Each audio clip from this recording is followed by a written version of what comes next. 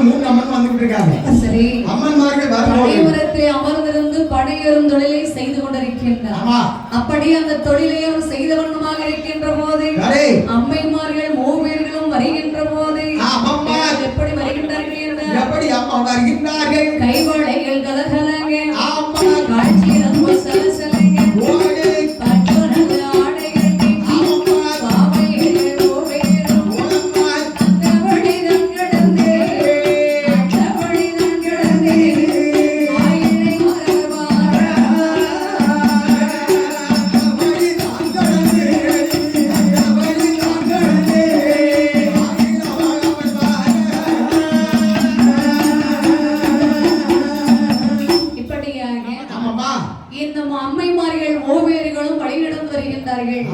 கைவளையில் கலகலங்க, கால் தண்டையானது சாகை சத்தம் கேட்க அட்டுடைத்து வடிவெடுத்து வழிநடந்து அம்மா வந்திருக்கிறார்கள். படையேறும் தொழிலை செய்து கொண்டிருக்கின்றார் சிவனைந்த பெருமானானவர்.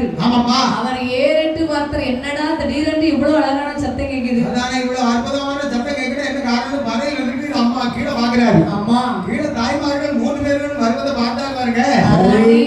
அம்மைமார்கள் மூவேர்களும் வழிநடந்து வருகின்ற போது மஞ்சள் நல்ல முகத்தோடு மாதுளம்பு நிறத்தோடு அம்மா அழகா அழகு சொடு ஜொலித்தவள் வழிநடந்து வர்றாங்க.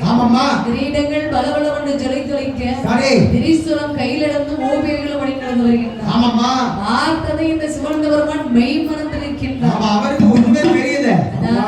அம்மைமார்கள் எல்லாம் வந்து கொண்டிருக்கிறார்கள். விதி மறந்தது போல இருந்து மேல இருந்து நாமே அமர்ந்திருந்தாலும் தடவுல கண்டா கூட நம்மளுக்கு அவ்வளவு அதிர்ச்சியா கண்டிப்பா நமக்கு என்ன செய்யறோம், யாரு செய்யறோம், என்ன நடக்குன்னு மறந்துடும் இல்லையா? அவன் வனமரத்துல உட்கார்ந்து தொழில் செய்தவர் அம்மைமார்கள் மூவேர் வரும்போது ஏறிட்டு வருகின்றார். திடீர்னு பார்க்கும் போது அவனுக்கு கையை ஓடுது கால ஓடுதல்ல அதிர்ச்சி. அப்படியே நின்றுட்டாரு. அப்படி நின்ன உடனே அந்த பனைமரத்துல இருந்து தடுமாறி அம்மா என்று அலறிக்கொண்டு கீழே விழுகின்றான். விழுந்த உடனே சரி விழுந்த ஒரு பனைமரத்துல ஒரு மரத்துல விழுந்தான்னா அவன் கண்டிப்பாக இறந்து போயிடுவான். கண்டிப்பா 1-2 பேர் தப்பிச்சிருவாங்க. மற்றவர்கள் இறந்து போவதுதான் வழக்கம். இவர் விழுந்தார் பாத்தீங்களா? இவருக்கு அதாவது உயிர் என்பது இருக்கா என்பது அவருக்கு தெரியாது. சரி மேலத்து கீழே விழும்போது அம்மான் சத்தத்தோடு கீழே விழுந்தாரு. பரவணும் பார்வதி ஒரு கதை சொன்ன மாதிரி இருக்குல்ல. ஆமா உண்மை. அம்மான்னு சொன்னா நீங்க பார்த்து, அப்பான்னு சொன்னா நாங்க பார்த்தேன், செத்தம்மா போய் சேர்த்துமாங்க, செத்தேட்டு கூட விடுவாங்க. ஆனா இவர் அம்மான்னு விழும்போது நமக்கு என்ன வாயில இருந்து வந்து வார்த்தை வந்து தெரியாது இல்லையா? இவர் அம்மாவை என்று விழுந்தாலும் கூட இவர் விழுந்த உடனே அம்மைமார்கள் பார்க்கின்றார்கள். அதாவது அம்மை வந்தால் உலகளந்த மாதா தாய்மார் வரும்போது கீழே விழுந்தோம் அம்மைமார்கள் பார்க்கின்றார்கள். சரி ஐயோ பாவம், ஒரு மனிதன் வந்து ஒரு பணவத்திலிருந்து கீழே விழுந்தாரு பாவம். அவங்க நம்ம வார வழியில இந்த அவடியில இருக்கக்கூடிய பிள்ளைங்க எல்லாமே நம்முடைய பிள்ளைங்க தானே. நாம வார வழியில இப்படி ஒரு அவசரம் நடக்கக்கூடாது. இந்த பணவத்திலிருந்து இப்ப விழுந்தால் சரி, உயிர் பெரிந்தால் சரி, இவனை நாம் காப்பது நம்மளுடைய கடமை. நம்முடைய கண் முன்பாகவே அம்மா என்று அவ்வளவு ஒரு உயரத்திலிருந்து கீழே விழுந்து விட்டானே, இதை பார்த்துட்டு நம்ம பாரமுகமா போலாமா? பரவணத்தை எப்பேற்பட்ட வரங்களை வாங்கி வந்திருக்கிறோம். வணங்கக்கூடிய பக்தர்களை நாம் வாழ வழிபாட்டு செய்வமாக இருக்கணும் சொல்லிதான் வர வாங்கி வந்திருக்கிறோம். அப்படி இருக்கும் போது அம்மா என்று நம்முடைய முன்பிலே கீழே விழுகின்றானே பாலகன், இவனுக்கு நாம் கை கொடுத்து தூக்க வேணும், உயிரை காப்பாற்ற வேண்டும் என்று சொல்லி அம்மையுடைய அருளினால் அவ்வளவு உயரத்திலிருந்து கீழே விழுந்தவர் உயிர் உழைச்சார்.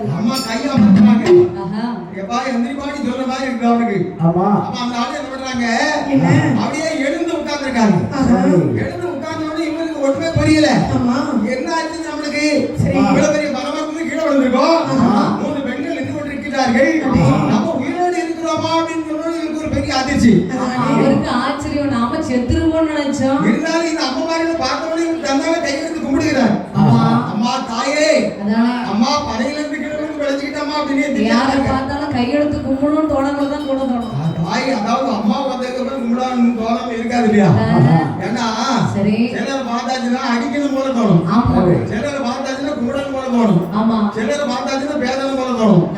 இது உலகளந்த மாதா, உலகளந்தோம் தங்கை, அந்த ஈஸ்வரனுடைய தேவி.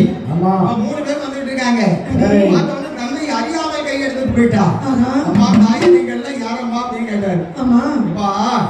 நாங்க யாருக்கு சொல்றோம், எங்களுக்கு ரொம்ப தண்ணி தாகையா இருக்கு, ரொம்ப பசியா பதினீராக இருக்கிறது. நீ மறுபடியும் மணமக்கள் யாரி இந்த 3 பேருக்கு பதினீர் தர வேண்டுமாப்பா? அம்மா பதினீர் ஒன்று கொடுக்கறதுக்கு ஆசைதான். சரி, உங்களுடைய தாகம் தீரும் பொருட்டு நானே உங்களுக்கு கொடுக்கிறேன் அம்மா. அப்படி ஆகட்டும்ப்பா என்று மறுபடியும் மணவரத்தில் ஏறி பழையரும் தொழிலை செய்து கொண்டு அம்மைமார் மூவேர்களுக்கும் கொடுக்க வேண்டும் என்று சொல்லி ஆனை ஓலை தான் எடுத்து மணவர் ஓலை தான் எடுத்து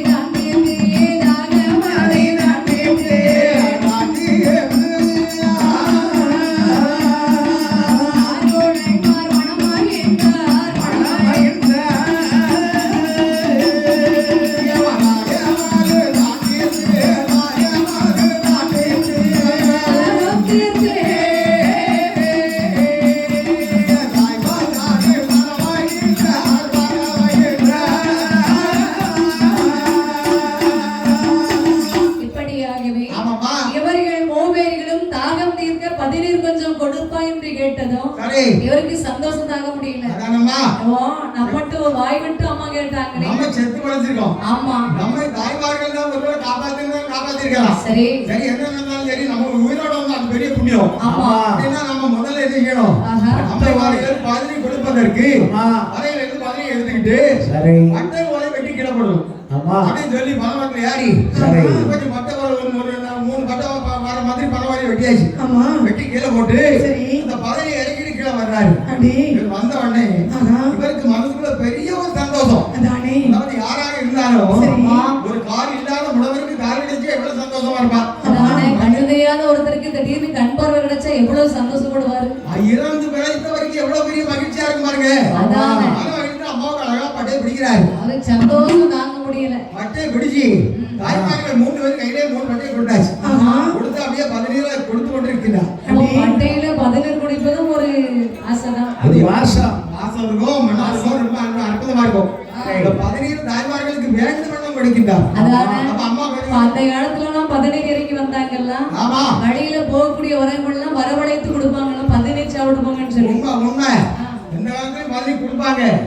அந்த காலத்துல 17 ரொம்ப செழிப்பா போட்டி கொடுத்துருக்காங்க. சரி, இந்த காலத்துல பாவம் ஒரு காலத்துல பாத்தீங்கன்னா அரங்கரையும் 17 கூட இருக்க மாட்டேங்குது.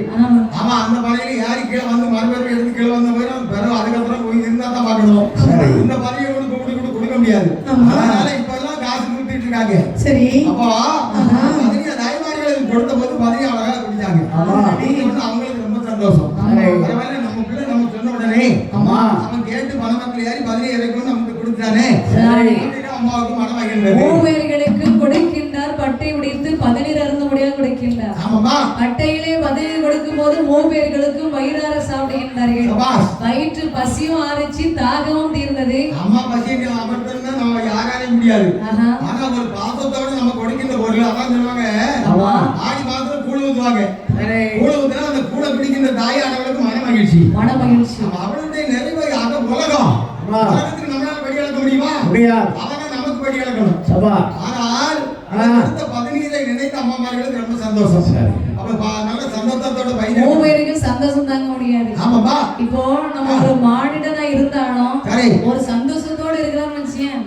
அந்த நிமிஷம் போய் நீ என்ன வேணும்னு கேட்டா நினைச்சுவாரு, உனக்கு என்ன வேணும், என்ன வேணுமா, உனக்கு என்ன வேணும்னு சொல்லி அவங்களுக்கு என்னென்ன கொடுத்தா சந்தோஷமா நிறைவா இருப்பாரோ அத்தனையும் செய்து கொடுப்பாங்க. கண்டிப்பா, அது உண்மைதானம்மா. யாராக இருந்தாலும் அப்போ அம்மைமார்கள் மூவேர்களும் பதநீரை அருந்தி பசியாற்றி இவர்கள் சந்தோஷத்தோட வந்திருக்கிறாங்க.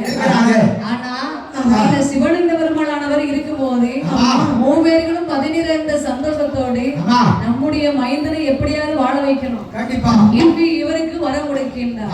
மகனே, நாங்கள் பசியோடு தாகத்தோடு வந்தோம். எங்களுடைய பசியும் ஆர்வத்தினால் தாகத்தையும் அமர்த்தினார். நாங்கள் மனம் குளிர இருக்கின்றோம் அப்பா.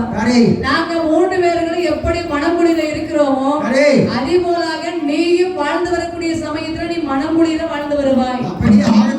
நீ மேன்மேலும் வளர்ந்து வரக்கூடிய வரைகளும் தந்தேன், பதவியும் தந்தேன் என்று அம்மா அந்த சிவனந்த பெருமானுக்கு வரம் கொடுக்கின்றார். ஆனா ஒருத்தருடைய ஆசீர்வாதம் மனமகிழ்ச்சியோடு நல்ல மனமார்ந்து செஞ்சாங்கன்னா கண்டிப்பா எல்லாமே நல்லா இருக்கும். தெரியும் மரத்தை கொடுத்துட்டு அவன் சொல்றாங்க, அப்பா நாங்கள் 3 பேரும் நாங்கள் முட்டிமாடிய மகாளியம்மை, முத்தாரம்மை, மாரியம்மை, இந்த வட்டன் விளை ஊரில நாங்கள் ஆட்சி செய்யலாம்னு வந்திருக்கோம். இப்ப நீ எங்களுக்கு என்ன பண்ணணும்னு சொன்னீங்கன்னா, அதாவது ஒரு கோவிலை கட்ட முடியாது. நீங்கள் ஒரு சின்ன விதமாக ஓலைகளை எடுத்து ஒரு அற்புதமாக அப்படியே கோவில் மாதிரி கட்டி ஓலை அம்மா 3 பேருக்கும் கோவில் வேணும்னு கேட்கல. அந்த சமயத்துல ஏடா பிள்ளை எவ்வளவு கஷ்டத்தோடு இருந்திருப்பா, நம்ம கேட்கலாமா? அந்த காலத்துல இருக்கிறது 2 வீடுக்கு மகனே என்ன வழிபட்டு வந்தானா உன்னை வாழ வைக்கும் தெய்வமாக இருப்பேன்னு சொன்னாங்க. அப்புறம் அந்த காலத்துல எல்லாம் அம்மாவை வழிபடணும்னு சொன்னா ஒரு தெய்வத்தை வழிபடணும்னாலே குருத்தோட நாட்டிதான் அம்மனுக்கு வழிபடுறதுக்கு பூஜை செய்வாங்க. அப்படி வழிபட்டு வருவாங்க, வணங்குவாங்க. அதே அந்த காலத்துல 2 வாரம் 4 வாரம் 3 அம்மா இருக்காங்க, 3 வாரம் 6 வாரம் நட்டி வச்சிருப்பாங்க. சைடுல அற்புதமா ஒரு சின்ன மண்ணை குமிச்சு வச்சு வழிபட்டு வருவாங்க. அப்போ இந்த சிவனந்த பெருமாளாச்சு இப்படிதான் வழிபட்டு வந்து கொண்டிருக்கின்றார்.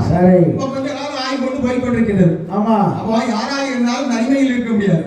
தனிமையில் இனிமே காண முடியாது. அப்போதே குருத்தோலை நாட்டி இவர் வழிபட்டு வந்து கொண்டிருக்கின்றார். அப்போ அம்மனை வழிபட்டு நாடி வரும்போது அம்மனுடைய அருளினால் கொஞ்சம் கொஞ்சமாக இவர் மேல் உயர்ந்து வந்து கொண்டிருக்கின்றார்.